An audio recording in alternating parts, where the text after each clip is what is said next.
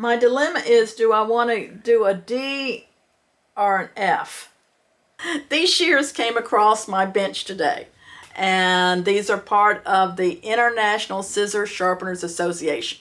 And right away, Ron and I, this is Ron, say hello. He's here training from Kansas. We saw something that kind of looks like a problem. I'm going to see if you see it too. So I'm going to zoom in here. This one does look like, and what I'm doing on these, just to let you know, Ron, because this was new to you, is I'm looking to see if the convex is a convex, the bevel is a bevel, and if they cut. I put a few nicks on them, and I'm also looking to see if what their sharpening looks like, to see how they're looking. Now, you went over his test, and he only missed one question. Nobody ever fails because they missed the test. But the one question is the one you would have missed too. Right. I thought interesting. And it is a trick question. Is what is the traditional cut test material to see if a shear will push hair? And the reason everybody misses it is because I'm always testing shears on dry tissue or wet tissue. But hair is the only thing that's going to really indicate if it's going to push hair. And do I test every shear I sharpen with hair? No. I probably should, but if you're doing a lot of shears, usually if it cuts wet tissue, it's going to cut the hair. But sometimes it can cut dry tissue and wet tissue fine and push hair. So, but he missed that one, you missed that one. Now this was something you and I both were looking at, Ron. And so first of all, this little bevel edge. From what you've learned so far, what is it that you're seeing that caused both you and me to kind of like, where are you seeing the problem? Now he left the serration alone, which was the correct thing to do, and it is a true bevel. It's not like he tried to round them off. I'm feeling a nick. Yeah, there's still a nick in there. Yeah. Here's what bothered me was look at the tip on the inside. Mm-hmm. It looks like he tried to do a ride line or tried to work the inside of the blade maybe too aggressively. Do you see how that? I noticed that. Yeah. Now we haven't cut with, oh, and look up here. When I turn it back and forth, the light, you see it looks like a ride line up the back. Right. What looks like a ride line, let me get this here. What looks like a ride line to you maybe, or right here, is actually on the back side of the blade. And what we're talking about is, see how it looks shiny on this side and not on the cutting side? Right. And you can definitely see it if you want to look at it with the magnifier. Now remember, put the two together and pull it up to your eye. Yeah. It's a little worn on the tip. Yeah, it's worn on the tip, and then there's on the back side of the blade. On the back side of the blade. This is one where it looks like he did more than he needed to. He should have just left the inside alone. Just left the inside alone. If you were going to do anything to it, you could use like a ceramic stone just gently over here. But it looks like he was over aggressive in trying to do something in this area. That's what I was thinking. Yeah. I didn't want to say it. Yeah, no. You've been, you were here yesterday. Mm-hmm. And if I turn it back and forth to the light like this, you see how it's shiny along that edge and it's shiny along the back? Yeah. Can you see that? Oh, absolutely. So I'm thinking he went on a water stone, I'm guessing, probably without taking it apart. And he probably went on here like this. And that should have just, I think even if he had gone over it gently with one of these ceramic stones, he wouldn't have had those problems. Right. So these shears are cheap scissors. And why would I send out cheap scissors to certify people? Because you got to know when not to overdo it. Now see, each one of them, I didn't show you this, each one of them has a number on it. Mm-hmm.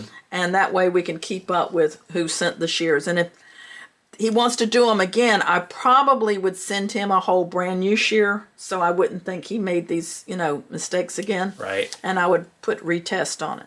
So if he wants to redo these, I'll send him a whole nother shear, and then I'll have these here for people to practice. But we'll see how they cut. We might be surprised. Sometimes I can have shears that look really bad that cut pretty decent. This one here, this is the convex.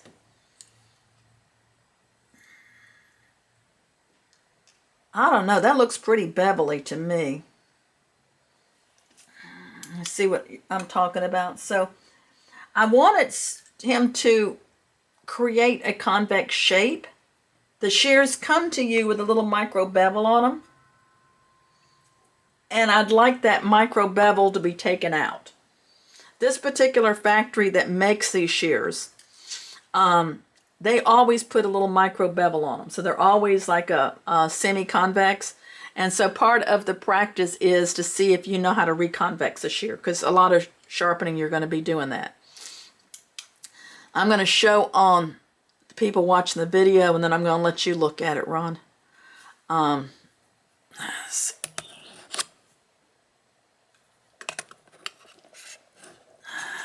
focus in there.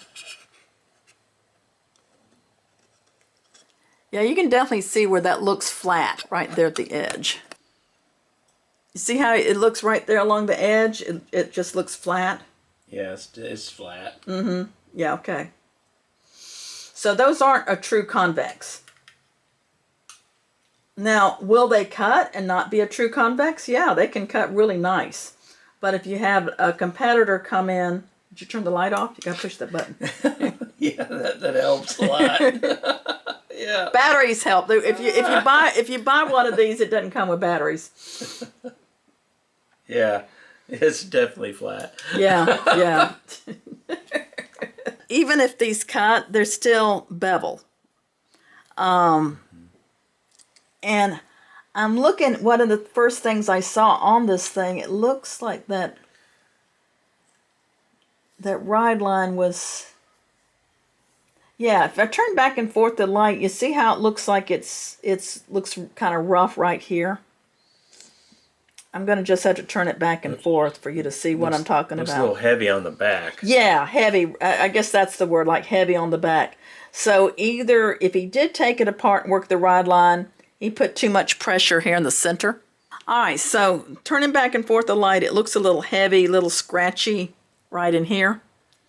And I'm thinking when he sharpened him, either he didn't take it apart and put the pressure over the pivot, because that was one of the questions. He got that right, so he knew to put the pressure over the pivot.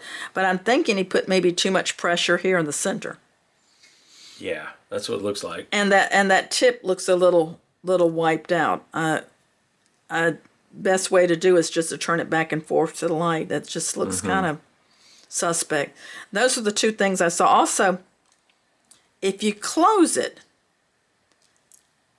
it feels rough. Here, I'm going to let you feel it and see what I'm talking about. Yeah, right in the middle. Yeah, right in the middle where there's a little where there was that. There's a rough patch. All right, so now we're going to see how they cut. All right, back this up a little bit, and maybe I can do a little better job of getting things actually on the camera. What is wrong with you?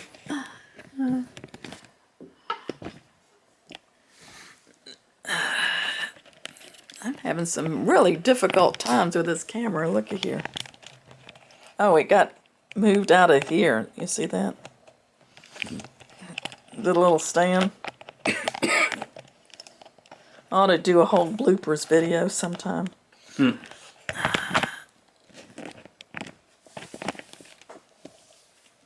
All right, so we're over here. So get me some of our secret testing paper over there. And you remember how we did this yesterday? I'm pulling my thumb out and just the least pressure possible, and it cuts dry.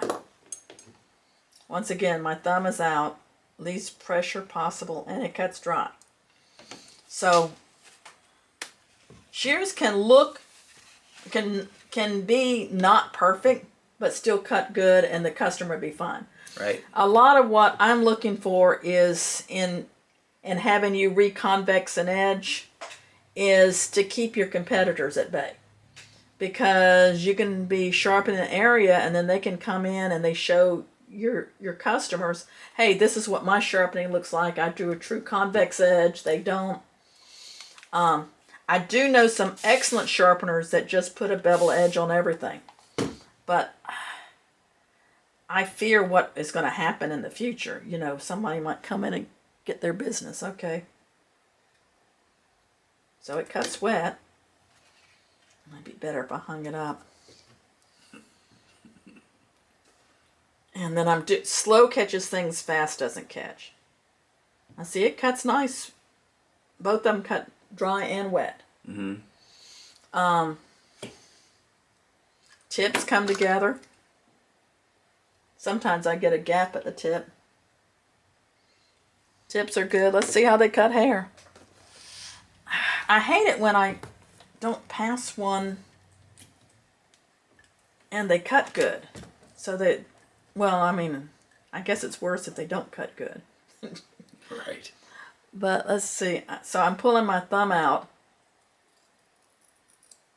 See, it cuts hair really nice.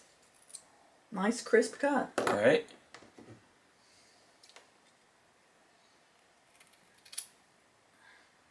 That has a nice crisp cut. Oh, wait a minute. Did it pull a little bit? No? Kind of a noisy cut, but it does cut good. Mm-hmm. Let's see if this one will slide. I need to get a poor girl with more hair, don't I, here?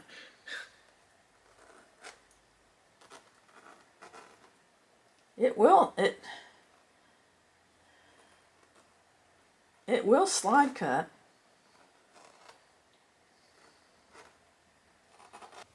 So here's my dilemma, Ron. These cut good. I didn't like the way the rod line looked. We saw that. I'm not sure what he's using to do the rod line or his technique or whatever. I didn't like, and we felt a nick was left behind on this, but it didn't affect the cutting. Right. Let's see if there's a nick left on this one. No nicks were left on this one. But it's not a true convex. I'm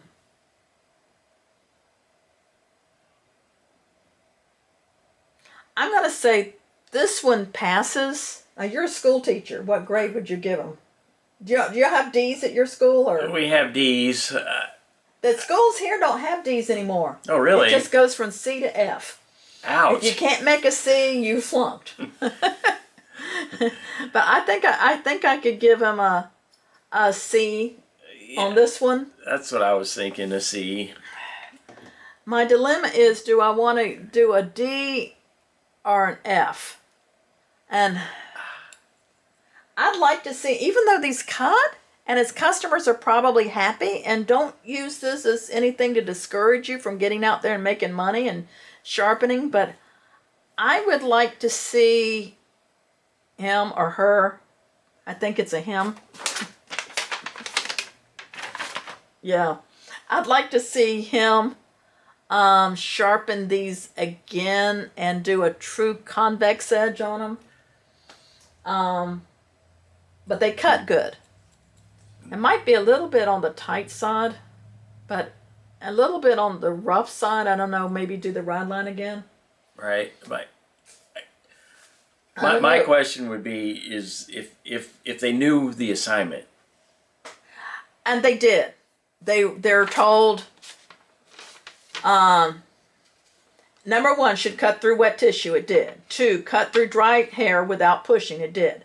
Sharpen at the angle of your normal selection for the shear quality and salon that cuts both dry and wet hair, which it did. Quiet when opening and closing, cosmetically pleasing. But it says in the paragraph before, it says you must reconvex the shears. See? Right. Included are 2 shears, one to be beveled and the other's convex. You must know the difference. The convex edge shear may or may not be previously beveled by incorrect sharpening. You must reconvex the shear. And I don't think they reconvexed. I don't think they met the criteria. Yeah, yeah. Yeah, I think this person would want to do them again. Correct. Because he's so close. But what I'm looking at is to try to do a true convex edge shape. I don't know what kind of equipment he has, so it might be difficult depending on what he has. Right. But I'd like to see him do that and just a little bit smoother if he can. But that won't fail him. Because it cuts well, even though I'm feeling as you close it. I don't think they're out of alignment. These particular shears, they don't feel super sharp. Here, feel it, Ron, with your thumb.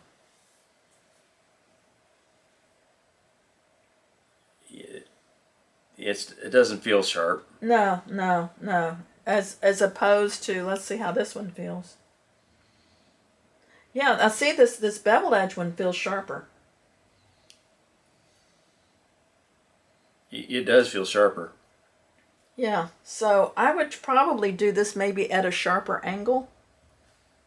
And this just goes to show how you can cut through wet tissue as long as all the burrs are gone. And even this one, you know, it cut through the tissue with a nick in it. But the nick was only on one side. If the nick had been on both sides, it would have pulled. So, Ron, you think you can do the certification before you leave here? I think I have a good shot. Yeah, yeah. Oh yeah. Yeah.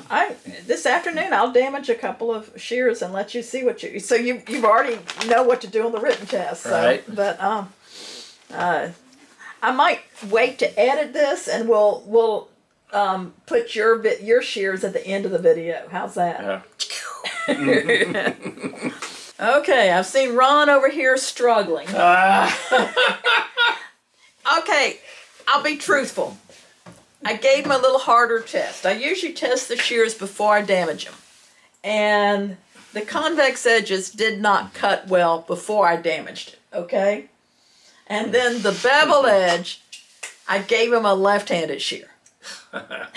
You said you wanted a challenge. That blew my mind. You said you wanted a challenge. Okay, so let's see if the convex looks convex and the bevel looks bevel. Yeah, now this is what I was talking about I wanted to look convex. So let me pull you in here closer. All right, yeah, that focus is pretty good. You see how that just rotates, that just disappears to nothing, that edge. That's a true convex edge. That's what I was looking for on those other shears, is I wanted them to reconvex it and take that bevel and make it convex. So that looks correct. Now let's see if it cuts. Let's see if your bevel really looks like a bevel. Give me your lefty over there. Oh. Here's his lefty. So left-handed shear crosses backwards. So you had to turn everything around. All right, you left red marker on yours. So, and are you sure you got all the way to the edge? Because there's still red marker right on the edge. Did I? Yeah. You see that? You may have passed the convex and failed the bevel. I'm pretty sure I did. I mean, We'll see how they cut. Okay, so we're doing dry cut on the convex. Cuts dry. Hand me the water. We'll see if it cuts wet. That might have been why you were having so much trouble on that bevel. You never got... You sure you got a burr? yeah. Oh, okay. Yeah, I got a burr. Maybe you went back and colored them again. Ooh. That cuts nice. Cuts nice on the wet. Let's see how it cuts hair. So here, I'm just going to pull my thumb down. Nice crisp. And it slide cuts too. Oh yeah.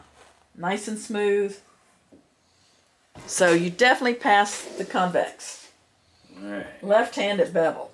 I've never given anybody a left-handed shear for this ISSA. And did I show you? This is similar with a, of course it'll have his name, not my name on it, but this will be the little ID card you'll get. So if any of you watching want to do this certification, I won't send you a lefty unless you say, hey, send me a lefty. It looks good. Let's see how it cuts. Now I'm holding it in my left hand. Really, it doesn't matter if it's left hand or right hand if I'm pulling my thumb out. Gotcha. Because the idea is that I'm not putting any side pressure on it.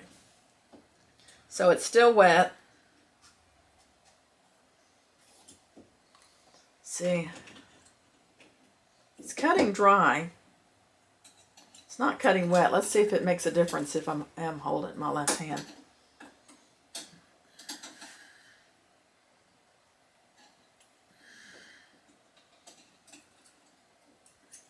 Why don't you go over this lefty again since we have our doubts about it? Okay. And I'll come back. I don't have to send it back. So after a little bit more struggle, Ron did pass his certification. Do you think you could pass your certification for the ISSA? So what's your thoughts about the International Scissor Sharpeners Association? Is this ISSA certification, is it a walk in the park or is it a little more difficult? Let's see what you can do. If you want to be certified, if you want to join the ISSA, it's for those that are certified, it's more than just a piece of paper. It's more than just an ID card. So links below is going to tell you how to be a part of the ISSA and also to get your swag and your merchandise. If you're ready to take your sharpening skills to the next level, I've got you covered, whether it's a certification or upgrading your equipment or getting some more sharpening training. That's what we're about. So call the red-headed sharpening lady, Bonnie at Bonika Shears. And remember, stay sharp, my friends.